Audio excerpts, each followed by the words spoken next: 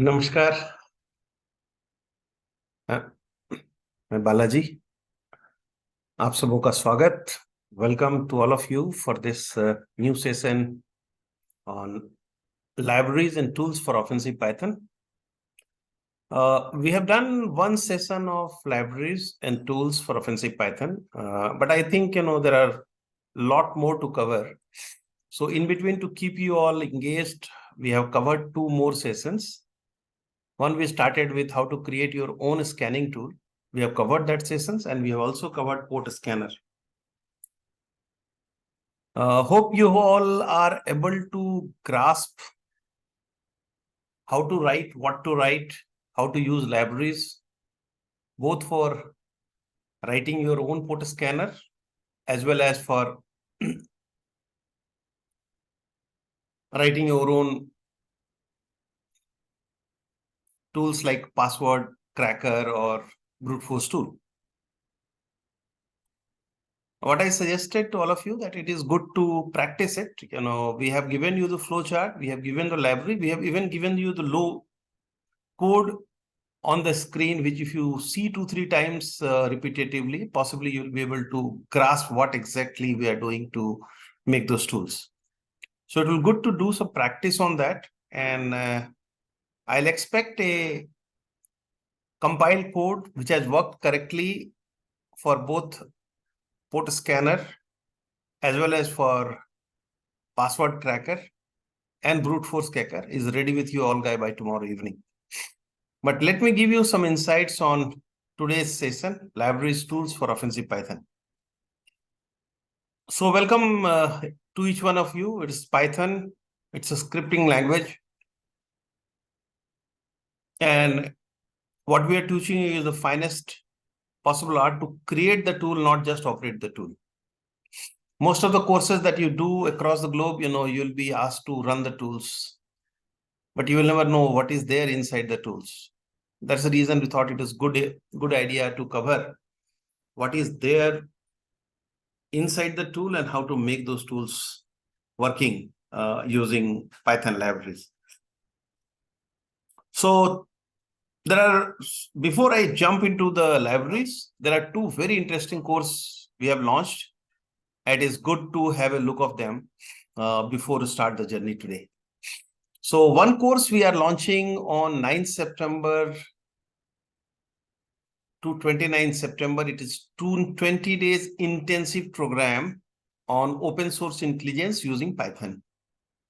Many of you have already picked up the Python, but even if you have not picked up the Python, we are going to repeat the Python sessions again, and we are going to make you learn more on the Pythons. And this time we'll touch some of the libraries for web scraping and other components, which will make your journey easy for open source intelligence using Python. Let me give you insight on open source intelligence using Python. This course is not done by anybody in India. There is only one organization, which is a US organization, which is under the National Security Agency of US, an entity known as SANS. They conduct this train online for 5 days. It's a 35 hour sessions. They don't start from scratch. They will come straight what is OSINT and how to use the tools for OSINT. And they will teach you how to use the open source or closed source tools like Maltigo and others. They're not going to teach you how to build your own Maltigo. Ladies and gentlemen, we are going to teach you from scratch of the Python. Then we'll pass through you what is there inside the OSINT. What do you mean by OSINT? And we'll go greater detail inside the OSINTs, and we'll have some lot of use cases covered. And then we'll also teach you how to run those Python scripts, how to make your own Python scripts to make this OSINT a reality. If you are good at Python by end of the sessions, you can create your own open source tools and you can have your own dream of startup started on OSINT. Open source intelligence is something very critical for any country, and its criticality can be seen by the amount of money invested by United States federal agencies. The CIA invests $2.2 billion every year on open source intelligence. there is a significant amount of opportunity exists within the government of India. And I'm very sure, the skills on open source intelligence and the possible skills if you acquire, you'll be fit for purpose for many of the organizations within the government of India, those who are looking for these capabilities, including computer emergency response team, anti-RO teams, and intelligence agencies like RAW and Intelligence Bureau. In addition to that, you can use these services can be utilized even by the corporate organizations. The corporate organizations normally buys open source intelligence tools, and they don't generate the intelligence. They buy the feed from the organization who provide the feed. They don't have tools. They just get the feeds every month, every day, every evening, and they utilize those threat intelligence for improving their security posturings in cyber defense area. Our course is very much influenced by SANS 497 and 487. Together, these two courses are actually, the cost is more than $11,500. Let's have a look of it, on the site itself. This is the SANS 497 Practical Open Source Intelligence. Syllabus is exactly what we are teaching. There is no difference in syllabus. Open source intelligence methodology, open source data collection, analysis and reporting, harvesting data from dark web, operational security fundamentals and considerations. And this course, which is GIAC Open Source Intelligence Course 497, cost you exactly this much of money. Just have a look of it. $8,275. You can see it here. Interestingly, this course will not teach you Python, and it will never teach you how to write your own tools for open source intelligence. They'll teach you how to operate the tools. When you go into details of it, you will find that it is almost around $8,000, and they don't conduct these courses regularly. 9th October, the course is starting in person. You have to visit Singapore. Nearest destination is Singapore. 9th October, 6 a.m. only for 6 days. And this is actually 5 days a week course. So it costs you, for 30 hours of training, it will cost you no less than $395, $8,400. If you convert with the 80 rupees rate, it is definitely more than 7 lakhs rupees. You can understand that, how the market is there and how we are trying to disrupt the world's market of open source intelligence. And there are few trainers in India on open source intelligence. My team in Cyber Vidyapeeth has got 2 trainers. I will be one of your chief mentors there to run past you through the complete cycle of OSINTs, which will go much bigger details than what you get it here in 30 hours training and 8 lakhs rupees, 7 to 8 lakhs rupees. Same time, boys and girls, we also launching another very super duper course from 1st October. After the OSINT is over, we are going into much granular details on digital forensics with Kali Linux. Interestingly, we are not going to teach you just forensics. We are also going to teach you how to run your Kali Linux in your system and how to run different commands. We'll teach you more than 100 commands. You'll be completely well versed with, Kali Linux by the time your digital forensics starts. Once you go into digital forensics, we are not going to teach you how to use the tools. As always, we'll make you work on Linux libraries for writing your own tools or operating your own Linux commands for doing the forensics. Cyber is an engineering problem. It required engineered solution. Point of time solutions coming from adversary country, I repeat it again, has no security value at all. It is a good time to write your own tools. Unless you understand the underlying engineering around it, it will be impossible for you to learn the tools, make your tools. Otherwise, you'll become an operator. At Cybervidyapeeth Foundations, we are committed to create defense engineers and definitely not anyone else. Okay. So again, in this training for digital forensics with Kali Linux, there is another very interesting course, which are technically, again, it is run by SANS, Digital Forensics Essentials. The course fee is $8,275. It's almost like 7 lakhs rupees course. And again, when you go into details of it, you will find the same challenge. It is 5 days course and it will cost you around 7 lakh rupees. Again, they will teach you how to run the tools, which are either open source or closed source. We are not going to ask you to be an operator. We'll ask you to run the commands and do the forensics. Because cyber defense, it is not a pure play law enforcement agencies where the tools are mandatory to write your own disk image and do the forensics analysis of that. We'll teach you the underlying engineering of cyber defense and how to make those digital forensic tools rather than teaching you how to operate the tools. So ladies and gentlemen, if you want to become an engineer, you have a choice. The choice, the name is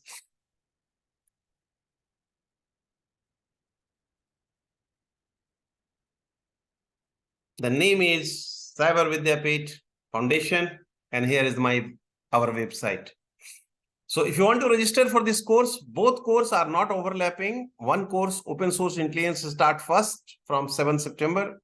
The course you are undergoing will be finished by this month end. You can brush it up, your Python skills once again in the next 10 days time. And once you join the course, you will have access to those amazing, work that we are doing in Python. And then once you finish the open source intelligence course using Python, you can straight away go to the digital forensics with Kali Linux. Kali Linux, course technically is free if you want skills. If you want certificate, you have to pay 500 rupees. Open source intelligence is not free because it's not a simple art. It is a complex art. Nobody teaches you here in India. And it's almost $11,000. Which is almost like a 9 lakh rupees course, because 487 and 497 are the course joined together. We are going to teach you in one course, which is open source intelligence using Python. Ladies and gentlemen, boys and girls, it is the time to learn the engineering skills. By the time you will pass out, these skills are not available in the market. I can tell you on the day one, when you go and show the certificate and show the skills that you are carrying, you are expert in digital forensics and open source intelligence. Trust me, your minimum salary will start 15 to 20 lakhs rupees. And I don't have to mince the words. There are millions of cyber defenders are required across the globe with specialized skills in forensics, forensics, and reverse engineering for malware and open source intelligence and cyber threat intelligence components. If you are already an expert, and you know the underlying engineering for that, you'll be absolutely hot cake in the market. So join us on cybervidyapeeth.in. It's mandatory to join our Telegram channel, which is here. You can see the Telegram link here on the top of my things. You can just click it and go and register yourself on Telegram first, and then register for those two courses. Digital forensic course for Kali Linux, it's available free for students, not for the corporates. Corporates, they need to pay 2,000 rupees, a small money for them. And the courses is happening in the evening time, which is here between 7 p.m. to 10 p.m. in the evening on 5 days, or 6 days in a week, or maybe 7 days in a week. Get ready for that, because our journey of learning and teaching is all about passionate journey. So get ready for 7 days a week type of trainings, and become world-class cyber defense experts. So if you have the 3 courses done together, offensive defense, that you are doing it already, then you do the open source intelligence, and finally learn Linux, in and out of Linux, and then learn how to use Kali Linux for digital forensics. If you have 3 skills together, ladies and gentlemen, boys and girls, you are a hot cake in the market, and your credentials with the certificates will carry a lot of weights. And more than the certificate, your credentials and your skills will create a new generation of cyber defense engineer for new Bharat, which you all witnessing it. After 2014, India has absolutely changed from a $1 trillion economy to almost $4 trillion economy today, and all set to become $5 trillion economy in the next 12 to 14 months time. And it's almost done and dusted deal on that. Government of India has planned for 2047 as a absolutely developed nations is going to be a top reality. Digitization is going heavily. Every police stations needs support of forensics and open source intelligence. Both are the key requirement for that. Even if you don't want to do a job, you want to support the police forces in solving many of the complex cyber cases, which includes open source intelligence and digital forensics, you can change the way the investigations are done in the India. Government of India may not have that much of money to get 1 million cyber engineers posted in the police stations. But I promise you, if you acquire these skills, the government department will pay you for doing this task. And you can become self-reliant, absolutely Atmanirbhar for serving the country, and as well as making millions of dollars for you and your family and your motherland. Thank you so much, ladies and gentlemen. We'll go to straight away jump to the libraries, which I'm going to talk today. Okay. So thank you so much for listening to and getting excited about the course. Please do register yourself as soon as possible. Registration for OSINT will close on 30th of this month. Go and register yourself. This time we are not going to wait for many people to join. The moment 2000 number comes, we are going to lock it down, because we want to have a small team of 2000 people, not more than that in the classroom, so that it becomes manageable. And if you are in the first 2000 people, you will be eligible for the course. The day the 2000 number reaches, we'll close the portal and the registration will stop for the next 1 year time. So boys and girls, get excited and get ready for that. And if you want to do the both course together, you can register it right away. Digital Forensics 1, we are doing it also free. If you want just the skills, no access to the training, other than the online training, what you get, no practicals, no exams, and absolutely no access to learning management system, you can join free. If you pay 500 rupees, possibly you will be eligible for access to the exams and the written content. If you have paid for it, you will also get some of the books and the contents worth around 20 to 25,000 rupees in Indian currency right away, just the moment the game starts, course starts. Thank you so much, ladies and gentlemen. Let's go to the libraries for offensive defense for Python. Okay, so we'll start this journey with libcloud. So as the name suggests, libcloud is a Python library for interacting with many popular cloud service providers using a unified API systems. As the name suggests, is a library, Python library for cloud. While its primary design is to help the cloud management task, such as spinning up new instances, managing storage, it can also be adapted for various offensive and defensive purposes.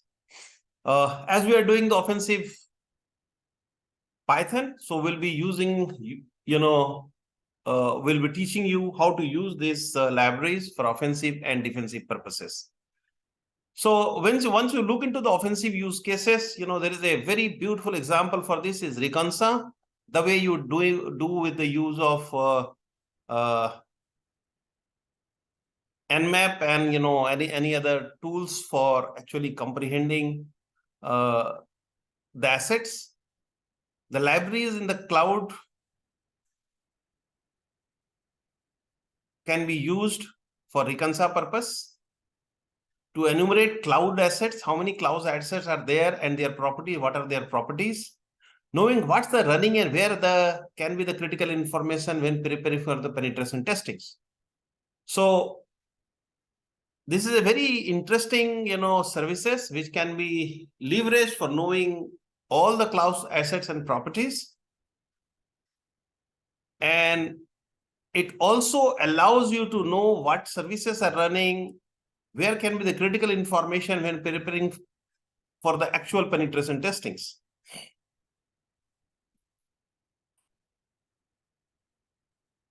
From attack perspective, you can use these services for resource depletions. There are a lot of use cases that you want to bleed the organization, or you can make the cost of the cloud so high. What it does, automatically spin up numerous cloud instances to exhaust an organization's cloud budget. So suppose if you have a budget of 1 crore or 1 million or 10 million, you can keep creating the cloud instances and deleting it. You can do with the help of that. The second one is automated attack launching. So when you deploy cloud instances, especially configured to run your penetrating testing tools and scan against the target network, you can utilize Leap Cloud as an opportunity for that. Coming to the defensive use cases, incident response can be a very interesting one. Leap Cloud can be used programmatically to isolate compromised instance from the network. So as it is, can be used for management of the cloud instances. So suppose if you find a particular cloud instance has been compromised, then you can actually create a network segregation of that cloud and completely isolate from the rest of them, so that this particular compromised asset should not lead to the compromise of all other instances of cloud. And this can be a very good methodology for quick incident response.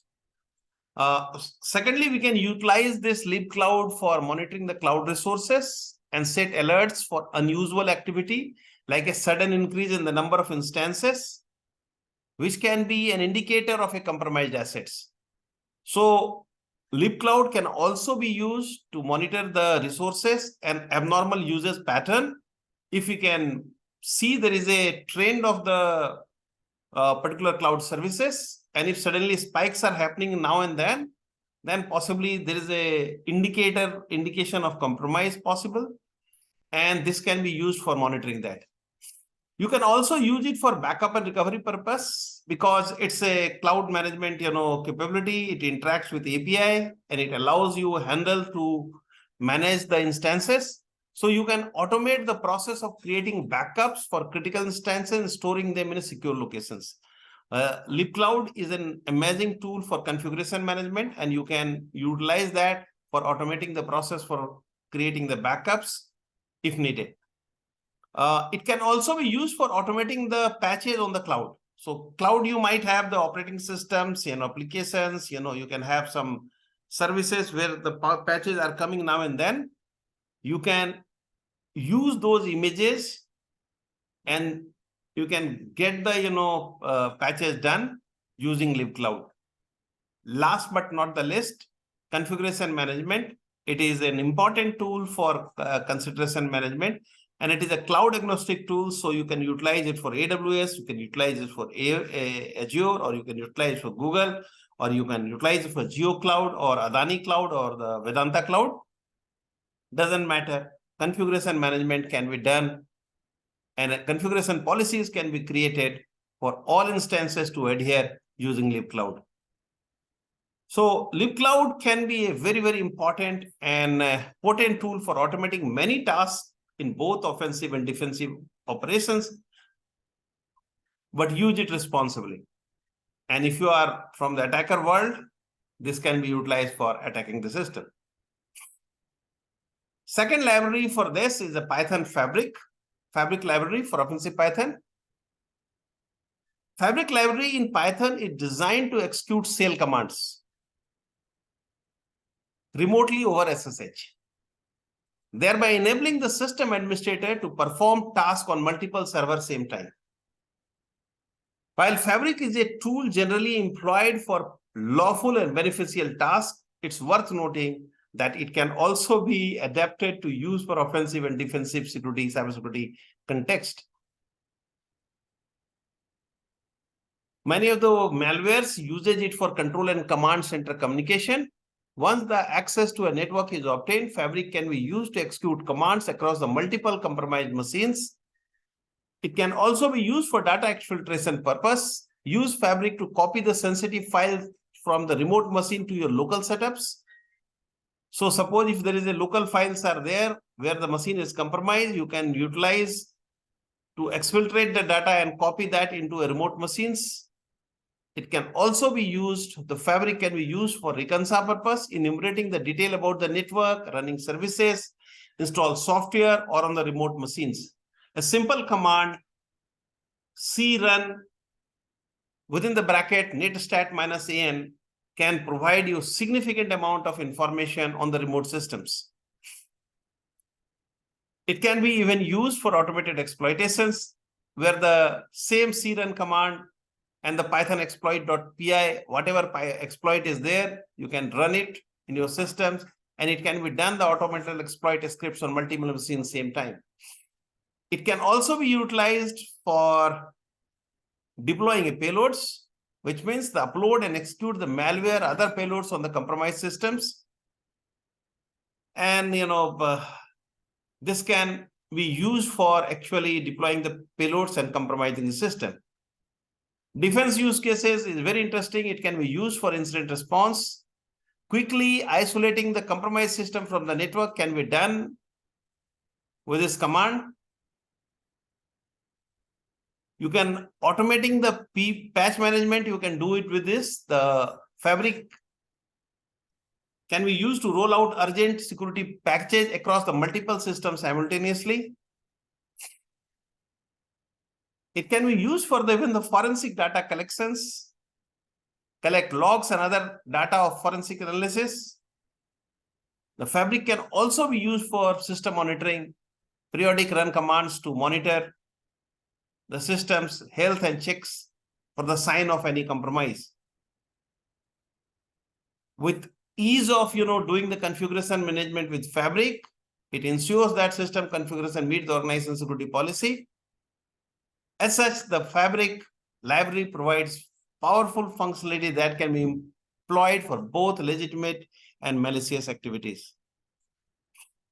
MITM proxies, as the name suggests, man in the middle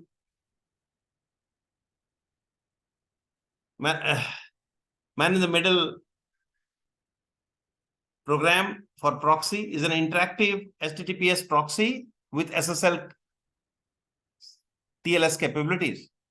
It is primarily used for debugging, monitoring, and penetration testing the web traffics. MITM proxy is highly configurable and can be scripted using Python, which allows for a wide range of both offensive and defensive applications. Very interestingly, it can be used for traffic interceptions. If you want to know more about your enemy, you want to intercept the traffic, inspect it, modify it HTTPS traffic between the client and server, and potentially revealing sensitive information like passwords or SOSN tokens, etc., which can be utilized for furthering the goals of further privilege escalations and other actions of offensive Pythons. Injecting the malicious payloads can be done very easily with this command.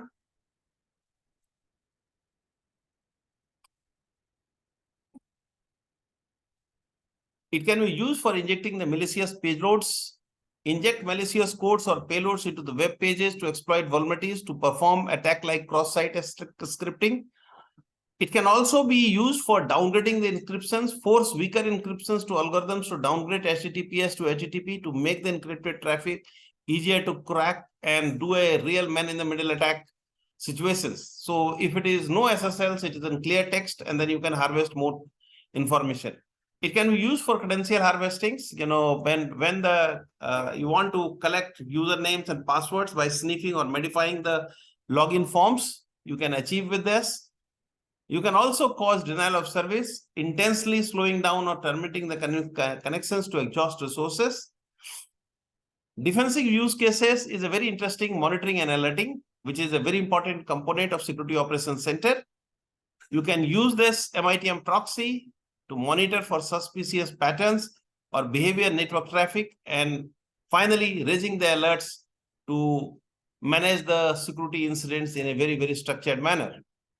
It can also be utilized for data loss preventions, inspect the files and data being uploaded or to external server, and block or alert and sensitive information leakages, because it's a man-in-the-middle attack type of situations where any informations are going out of your network. You can just make an alert, or you can stop the transactions and send an alert to the Security Operations Center. It can also be utilized for security header check. It ensures the web applications are sending the proper security headers and report any discrepancies, if any is there, which makes the transactions very seamless. Inspection of encrypted traffic. It can help you decrypt HTTPS traffic at the network boundary for packet inspections while respecting privacy and compliance requirement. It can be utilized for debugging and testing. MITM proxy is a very interesting use case of debug issues relating to session management, cookies, and HTTP-based functionalities to identify potential vulnerabilities thereat. As such, MITM proxy is a powerful capability to make it a versatile tool for cybersecurity professionals. Be concerned, use it, for the rightful purpose, because if you're doing it for wrongful purpose, you might land up in trouble.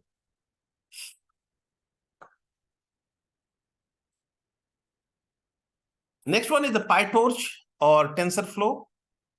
PyTorch is a library used for machine learning and AI, which can be used for anomaly detection and pattern recognition, and many other cybersecurity applications which uses anomaly detection as a process of finding the bugs and the vulnerabilities.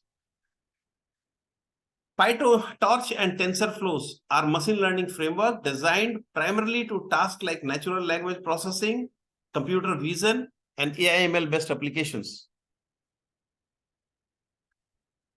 But for offensive security, you can utilize these things, PyTorch and TensorFlows, for both offensive and defensive purposes. Offensive use cases for PyTorch or TensorFlow is use of machine learning. It can be used for automated exploit generations.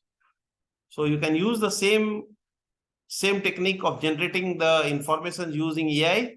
You can use it for the exploit generations, use machine learning to predict which parts of software could be more vulnerable to attacks on historical data and automatically generate exploits for these vulnerabilities. It can be used for automating the phishing campaigns, create AI-based phishing emails that are more effective at tricking users into providing sensitive information. Evasion training techniques, the user adversarial machines learning to generate payloads that are capable of evading traditional antivirus solutions and host-based intrusion prevention systems. And this evasion technique utilized by both PyTorch and utilized by TensorFlow can be a great technique for building a good advanced persistent threat type of malware.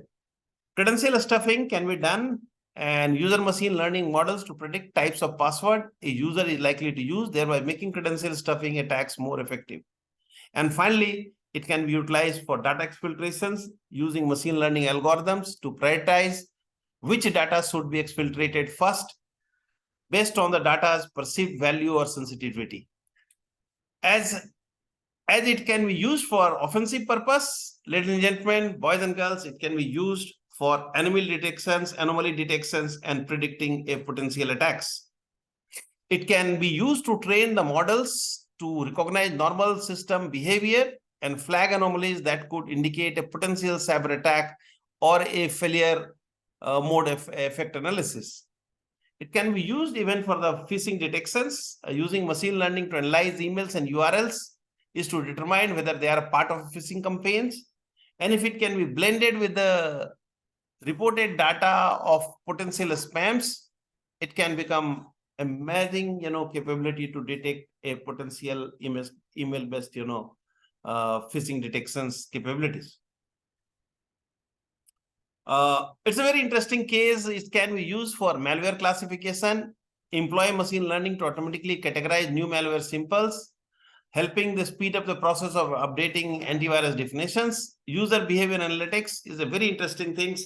If you want to know who is the insider who can be misutilized for nefarious purpose, both PyTorch and TensorFlow can be used for user behavior analytics. It uses machine learning to provide model typical user behavior and detect deviations that could indicate some compromised accounts. Automated threat hunting.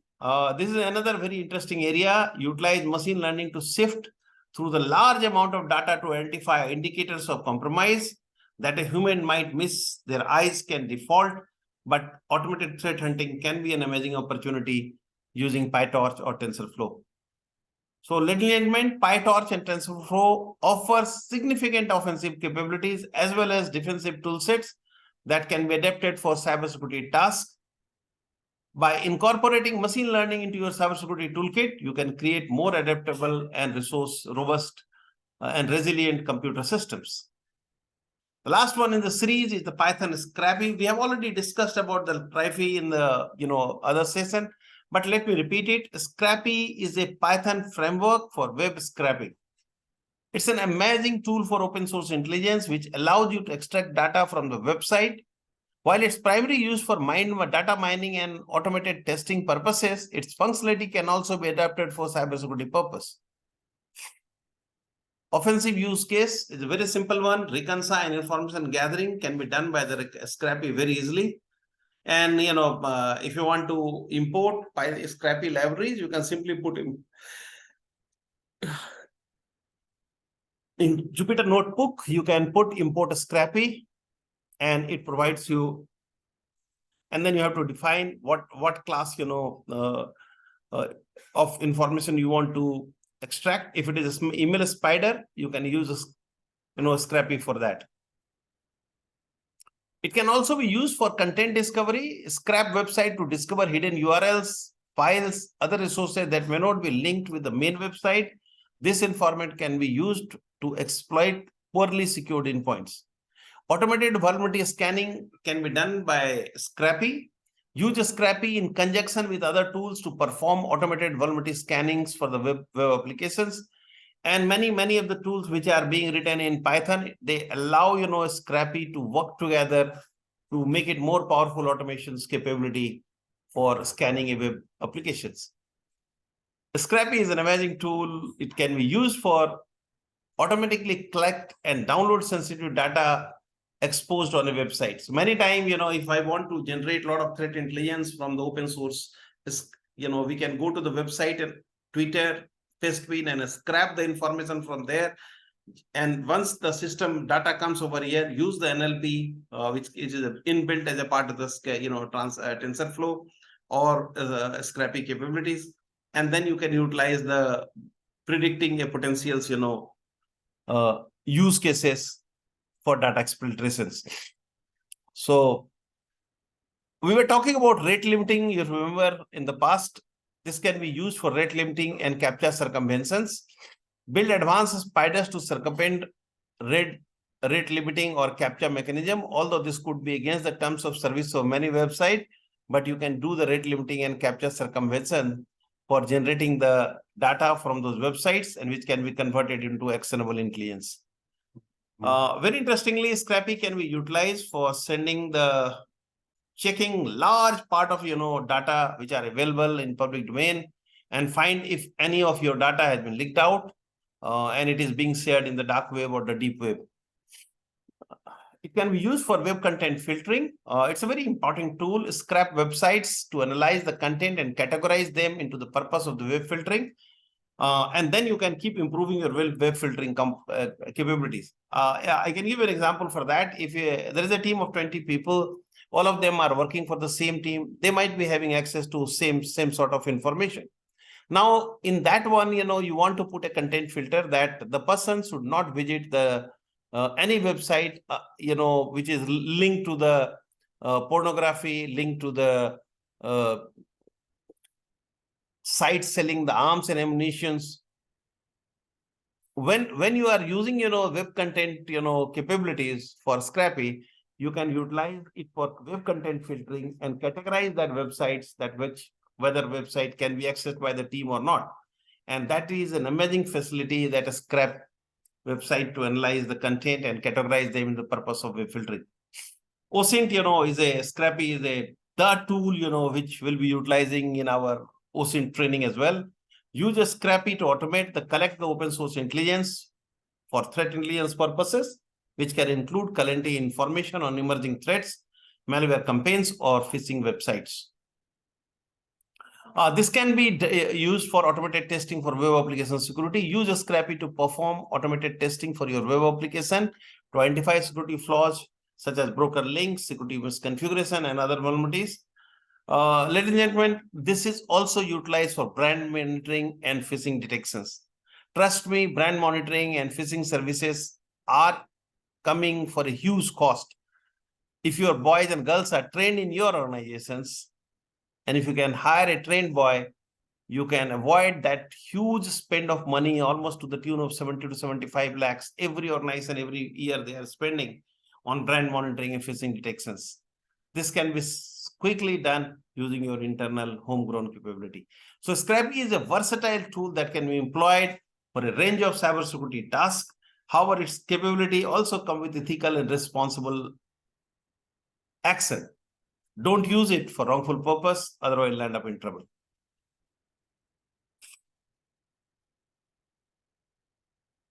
As we go into the Flask and Django, there is another very interesting library which are available. Flask and Django, is normally a Python web development framework. It's used for creating web applications. That is the pure play word Flask and Django. Okay. Let's understand more about the Flask. Okay. If you look into the details of the Flask, it's a simple microwave framework written in Python.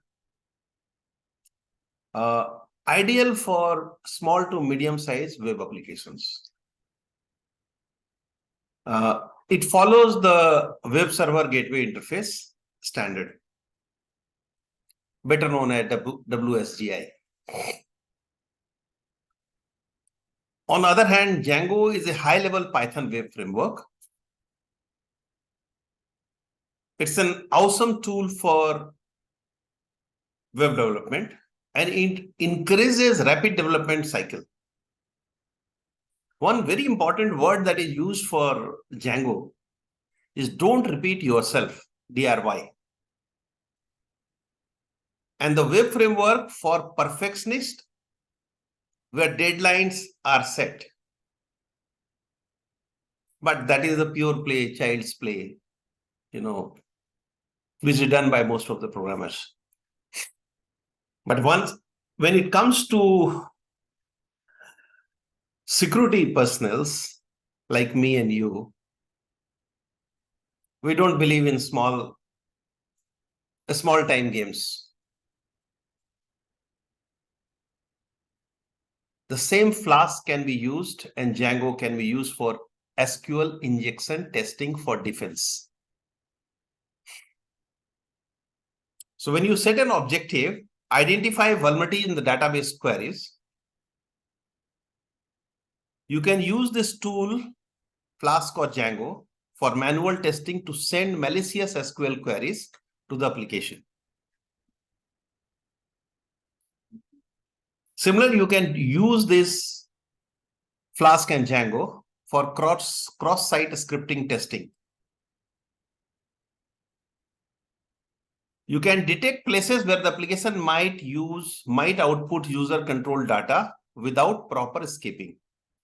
That leads to normally cross-site scripting. You can inject malicious script to test if they execute using Flask and Django. So if you have heard the word OWASP, OWASP, Open Web Application Security Platform, almost every component of OWASP top 10 vulnerabilities, you can use Django and Flask framework for testing the OWASP vulnerabilities. So when it comes to the cross-site script, request forgery, CSRF testing, your application is vulnerable to unauthorized actions on behalf of authenticated user. You can check using a forge request to perform actions without the user's consent and check if the application's CSRF proof or not. You can even check file upload vulnerabilities.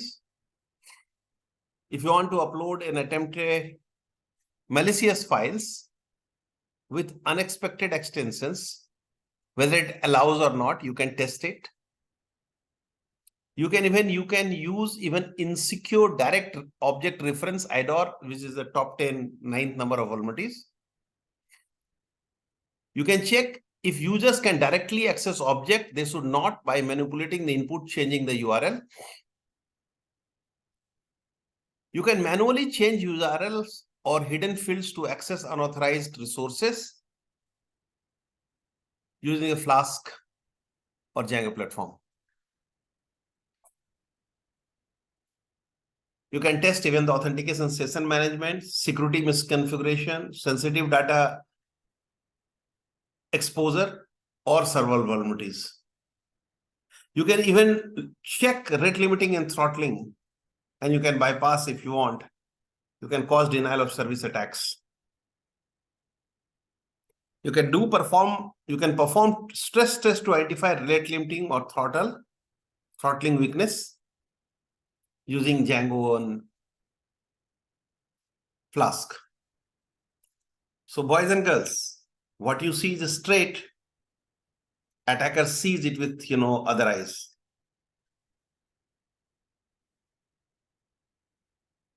Interestingly, it can be used even for phishing campaigns. You can create realistic phishing site to harvest credential to deliver malicious payloads. You can build the entire website, lookalike websites using Django or Flask framework. You can even install the control and command center using these capabilities. For botnets or other malicious operations, you can even create or host web cells that provide remote access to a compromised systems. You can use this capability even for data exfiltration purpose, exploit delivery purpose. On the other hand, you can use it for offensive defense purpose. You can use it for security monitoring dashboards, develop a real-time security monitoring dashboard to display logs, alerts, and system health. And you can look for real-time updates also. Django allows you to do that.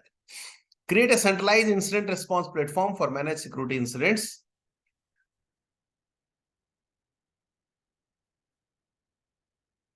You can build a RESTful API threat intelligence data to internal systems.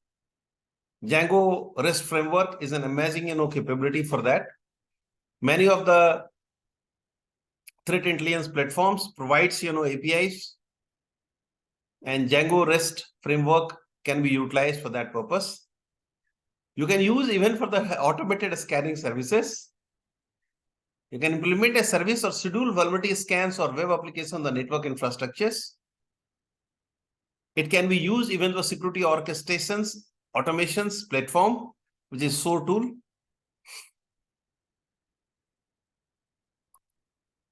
You can do a lot of background tasks using Django and Celery for background tasks. You can create complex workflows for automatic security tasks like patching, alerts, incident escalations, boys and girls. Innumerable use cases for security when it comes to Django and Flask. That's the reason I was telling from the beginning, what you see directly is a good for becoming an IT programmer. What you see beyond is for security engineers. Seeing between the lines is for investigators. So when it comes to security engineering or cyber defense engineering, boys and girls, it's a different game altogether. It's a different level field altogether. You need to have eyes for details. You need to think beyond what is written in the books, and then you become cyber engineer. Coming to the next, powerful Python library for automating web browser interactions, which is Selenium. Selenium is a powerful tool commonly used for automating web browsers for testing and web scraping. While Selenium used largely for business use cases for automating the task, the cyber offenders or APT writers use Selenium for automating the full capabilities for offensive and defensive security activities. It has got plethora of use cases for automating everything from scratch. You want to do an automated credential stuffing? You remember that, when we were talking about password cracking and brute force, we have discussed about credential stuffing. The entire process, if you want to automate, you want to build next generation credential stuffing capabilities, Selenium can be a very handy capabilities for you. Selenium can automate the process of entering users' names and passwords into logging form to check reused or weak credentials. So brute force or password cracking with Selenium can help you automate the steps far beyond actually. And you can set the rate limiter throttlings in a very nice way. And very simple 4 or 5 line of commands can help you, sort out many of these issues. You can automate even the web application vulnerability scanning. Use Selenium to interact with web application in a ways that typical scanning software can't, such as executing JavaScripts, handling AJAX request to find vulnerabilities. And this can be done so seamlessly with Selenium, I can't tell you. Many of the security operations centers across the Fortune 500 companies are using Selenium for automating a lot of significantly important repetitive tasks and reducing the cost of operations in cyber defense operations organizations. If you want to do the clickjacking and UI redressing test, Selenium can help in testing whether a web application is vulnerable to clickjacking attacks by automatic user actions. Same time, you want to bypass CAPTCHA. I'm sure all of you are aware about the CAPTCHA. Many times, when you do use the banking applications, if you have missed the password 2-3 times, it asks you to force a CAPTCHA. It shows you a photograph, which OCR cannot be done on them normally, but automated and advanced tools, tools like, Python Pillow that we have discussed about how to bypass the CAPTCHA by doing the OCRs using Pillow. Automated CAPTCHA bypass can be done with the help of Selenium.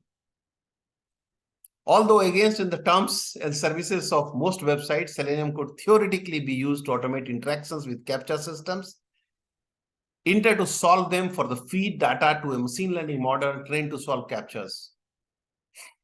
You can automate doing the OCRs, to doing the machine learning, finding the actual, content around that, and then putting that back to the form. The entire process can be automated using Selenium. And finally, you can use it even for the data exfiltration purpose. Automate the process of downloading sensitive data from web application after exploiting the vulnerabilities in a very seamless and very, very sophisticated automated way.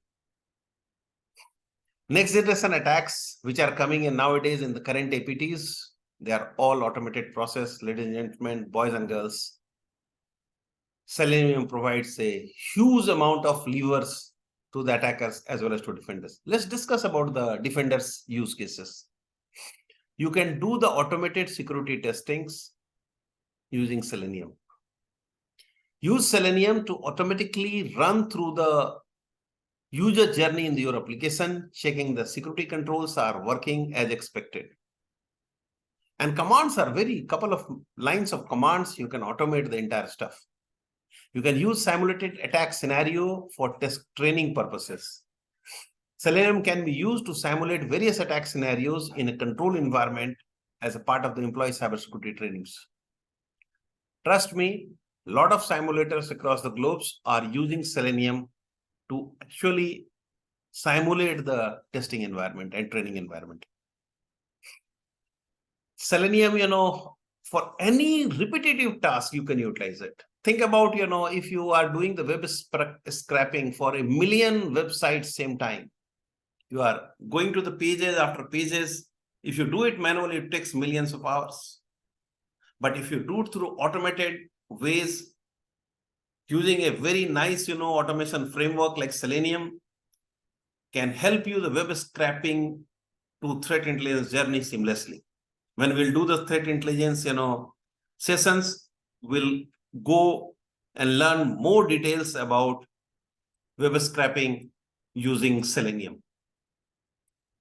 Any repetitive task that you're doing it, particularly tasks like web scraping, is a absolutely,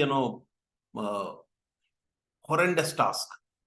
Selenium can be used to scrap data from the various sources which can employ complex JavaScript or CAPTCHA that make them hard to scrap with the more basic tools.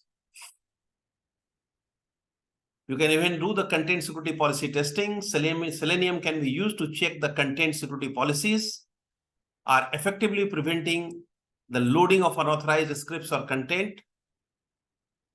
You can do any automative repetitive security task using Selenium. If you have any mundane browser-based tasks such as checking multiple internal dashboards for anomalies or regularly downloading the reports from third-party platform, this task can be automated with Selenium to free up time and more complex analysis by the users, and any duplicated work can be avoided using automations. Engineering is all about reducing the drudgery of the human being. Any repetitive task makes you bored. Selenium can be great use case for both cyber defensive and offensive purposes. It's a versatile tool, and it can be used for huge amount of automation that is required to make this better battlefield of cyber battlefield equated. Ladies and gentlemen, boys and girls, cyber attacks are all robotic attacks. They are definitely a control and command centers, but 99% of attacks are used by the botnets. Botnets are controlled by the automations. These automations are actually handled by the Seleniums and Selenium type of products. Selenium has made the journey of botnets quite easier, because when you have million machine compromise and finding which machine is suitable for doing the attacks, robots are the journey for the attackers. Boys and girls, we cannot and can never win a battle with robot with human pair of eyes, because the persistence of the machines over the man will continue to defend the man and the woman and continue to show the prevalence of machines over the human being. It's time to automate the response. Selenium can be a good handy tool to equate the battle between machine and machine rather than machine and the human being.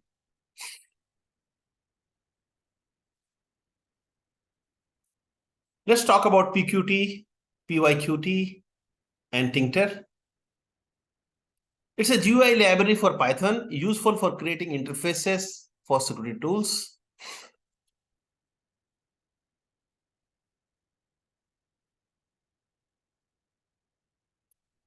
They are very, very popular libraries used for building graphical user interface in Python. While these tools has got the use cases for building the forms, building the web, world-class web forms, but attackers don't look into those small, tiny works, nor do the defenders.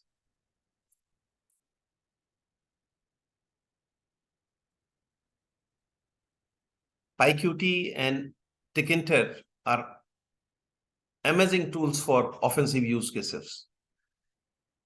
You can build a beautiful graphic user interface for malware control panels. You can create a GUI for easier control and operations of a malicious script or tool and it's very easy to create that. You can create a phishing prompt. When you send a phishing mails, when you click the links, it gives you a small quick prompts, a GUI-based fake logging or system prompt to deceive user into entering credentials can be a very handy tool for the attacker. It can be used even for the keyloggers. Let's understand the keyloggers. Whenever you type anything, if the keyloggers are there in your systems, many keyloggers are hardware-based and many keyloggers are there in new generation RAT tools. It is remote access tools. It is used as a keyloggers, which is software-based.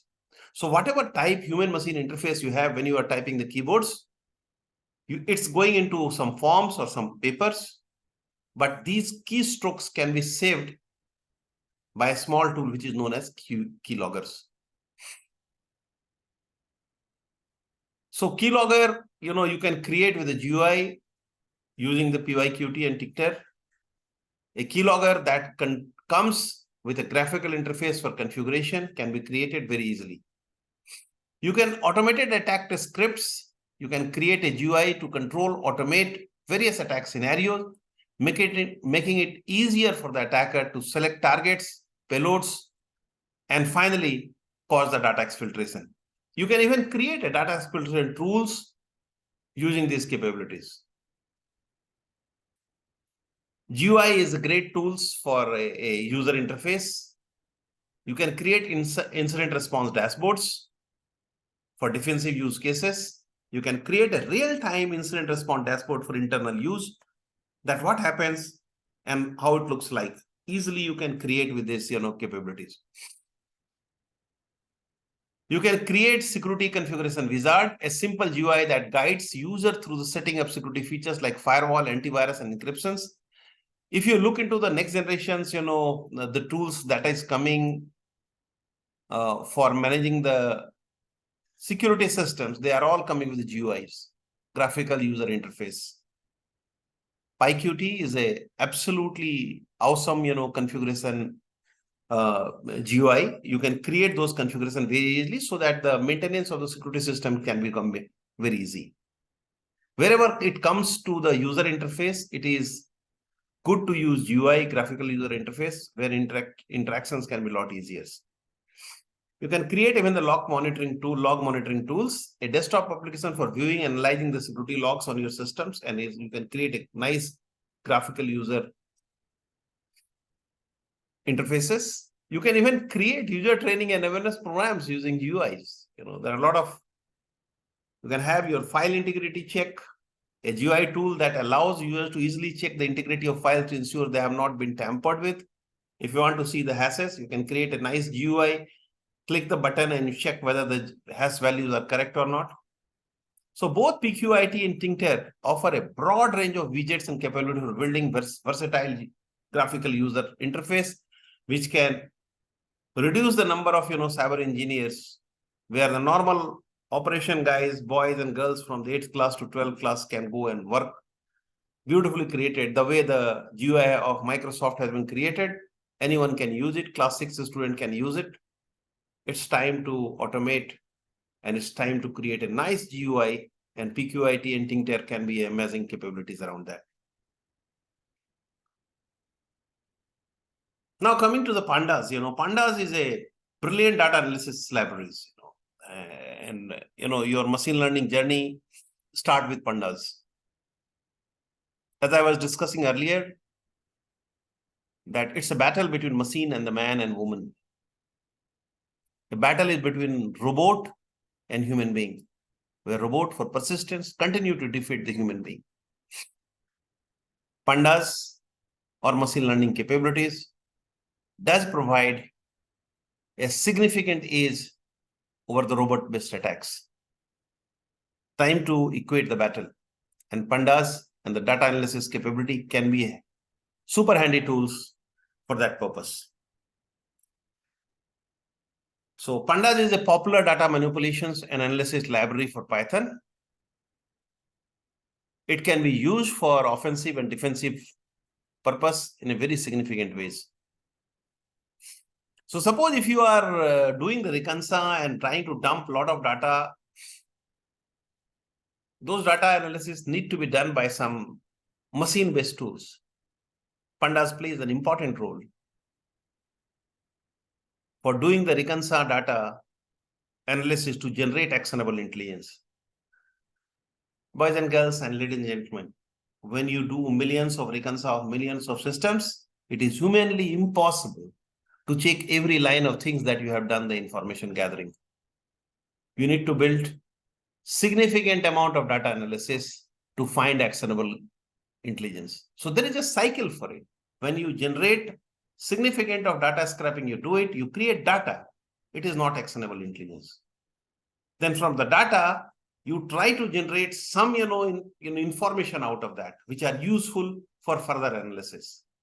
Then you blend it with different machine learning or human intelligence to generate actionable intelligence. It's almost like that, there will be rain in Telangana today, or there will be a flood in the Telangana today. This is not actionable intelligence. Say at best it can be data. Then you say it will happen in Roopnagar or Bhagyanagar. Now, Bhagyanagar is too big. Which particular side it will happen? If I say it will happen in Nalagandla, in Lingampalli area, and these 100 houses are under threat of possible flooding, that is actionable intelligence. But when you generate data from the web, from millions of web pages, you do the reconsa, you don't generate actionable intelligence. And a tool like Panda actually helps you generate actionable intelligence. But it requires significant of understandings of statistics and also the understanding the Python capabilities around that for machine learning.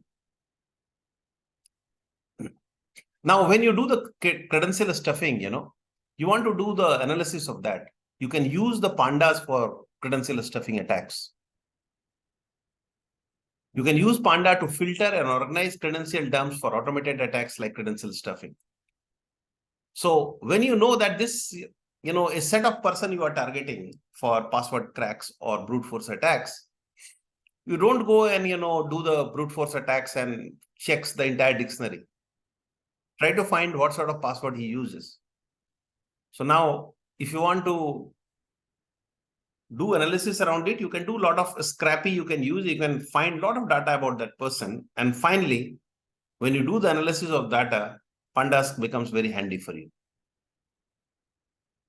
You can do the phishing campaign analysis. When you launch the phishing campaigns, you want to do the analysis that who are the people who have done the mistakes, how the metrics of the phishing campaigns looks like.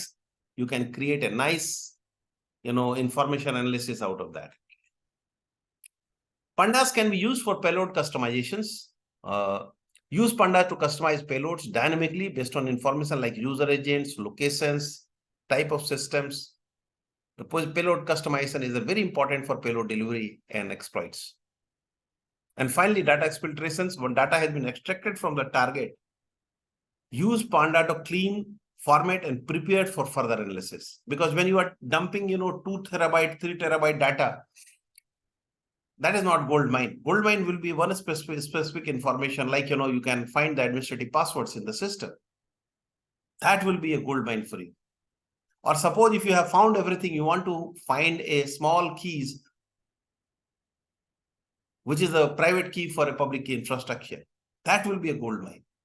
But in terabytes of or petabyte of information, if you want to find a very small piece of information, you require significant amount of data, analysis around that. So even though you have the capability to do data exfiltration, you won't be able to use it unless you use it, create the actionable intelligence out of that. Same time, pandas are used for defensive use cases as well. It can be used for log analysis, anomaly detections, memory forensics. When you do the memory forensics, you generate a lot of data. The data can be, logs can be used for malicious activity detections, finding the indicator of compromise, and those informations become readable. That will be great things to do along with the DSN log analysis. You can do the threat intelligence and feed analysis. When you are generating a lot of information, not all the informations are suitable for the organization. You create a situational awareness of the organization, which are the one which actually attacks related to us. This data analysis and shortening the entire cycle of data and a small information available for actionable intelligence becomes much easier using. You can use, incident response, use pandas to sift through the large data set during incident investigation to identify the malicious activities, which particular action has resulted into the major compromise. Because when you do the incident analysis, multiple things you find, but not all the informations are relevant for the, and if you want to shorten your journey for incident analysis, then pandas plays a very important, role for that. Same time, if you look for the network traffic analysis, you want to find the S-flow and N-flow analytics. You want to find the deep packet analytics to detect, any abnormal patterns in those, packets. Pandas can be a great tool for network traffic analysis.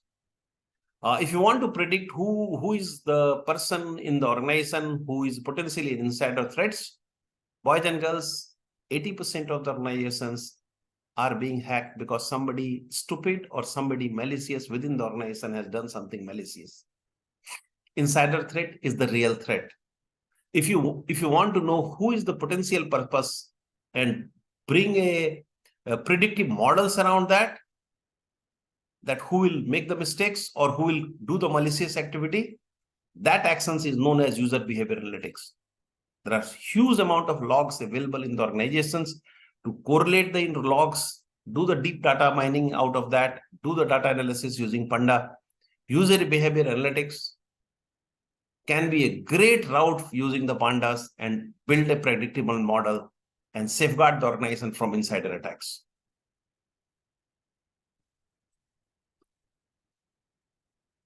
Official Python low-level client of Elasticsearch, useful for a lot of collections analysis. Usually Elasticsearch is not part of Python, okay? There is an interface for Python for any ELK tool. Elasticsearch is, part of that, the cycle.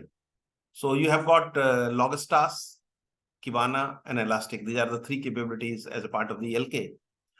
Python provides you an interface for that, and in those interfaces becomes very easy for further data analysis and anomaly detections. Many of the tools which are coming to the globe today, on particularly in security incident and event management tool, they are all using ELK as one of the capability. If you have heard for Splunk, there's a world-class, SIEM tool, security incident and event management tools. They use ELK capabilities. Python client for Elasticsearch or Python client for Pandas, Python client for Logstas can be a very handy tools for actually doing the journey of ELK in your organizations. Ladies and gentlemen, there is no end of libraries and there is no need of tools which are already available on the internet for you. But how to use them, automate them, requires significant amount of understanding. Let's go to some more topic like napalm, EXIF Red, JIP on land depth 3 as our next journey. Let's understand napalm.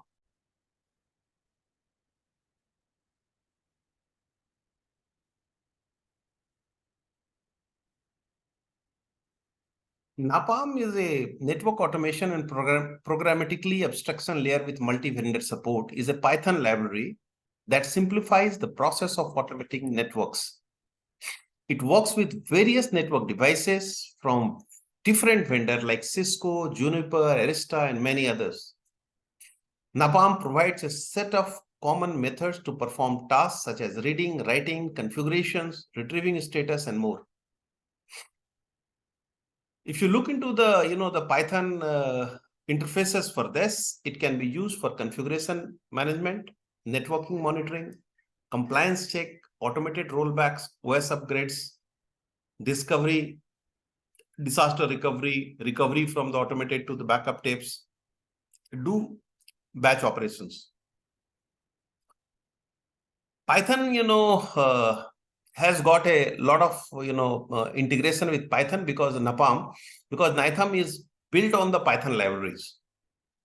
So there are SSH batch operation like NetMiko, Ansible, Flask or Django and Pandas, which can be used along with Napalm to really get the best of the breed information from the network devices.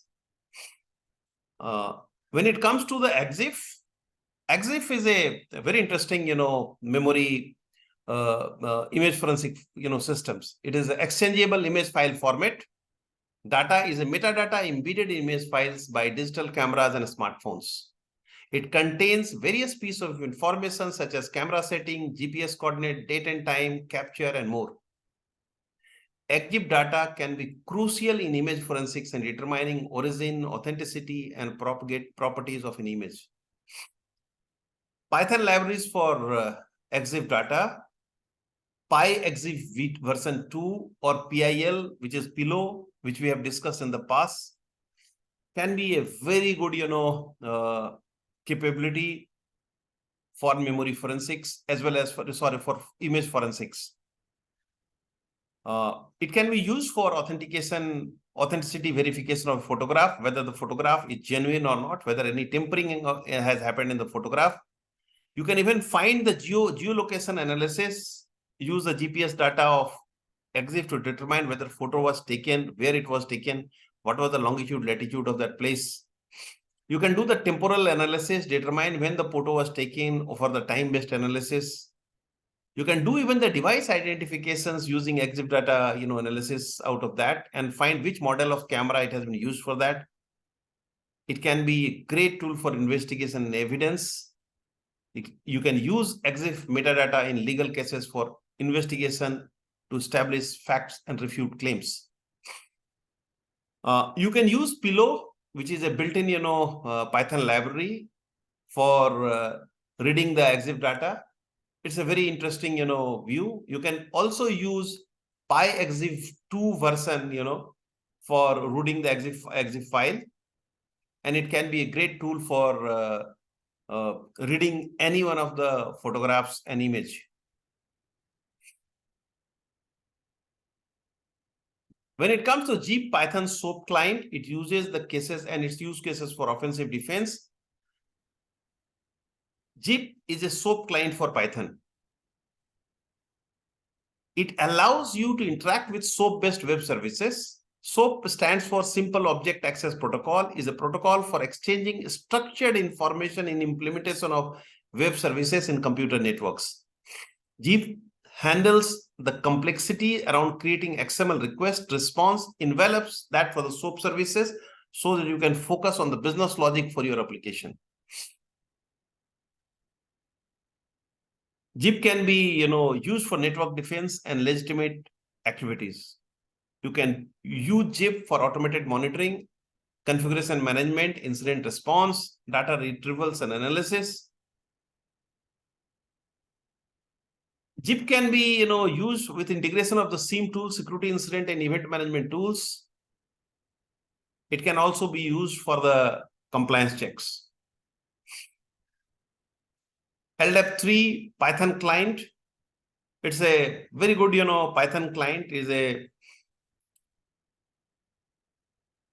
LDAP3 library allow you to interact with LDAP servers. It's pure Python library that is fully compliant with LDAP version 3 standard. It can be used for various tasks such as querying directory, modifying attributes, managing users and groups. From defensive perspective, you can use it for user management automations, access controls, monitoring and alerting, auditing and compliance purposes, backup and recovery purpose, and finally, you can do even the attribute enrichment. So boys and girls, ladies and gentlemen, we'll end the session here today. We have learned some more libraries, and I'm sure it is going to benefit you when building the capability for offensive defense. And we'll do some, test day after tomorrow for all that we have taught you, in the last 4 or 5 days time on offensive security. So day after tomorrow, please prepare all these videos very well, and there will be a small written test just to see the progress. After that, we will go to the next level of offensive programs, which will be the practical programs, and then we'll take you to the next level. Thank you so much, ladies and gentlemen. Jai Hind, Jai Bharat.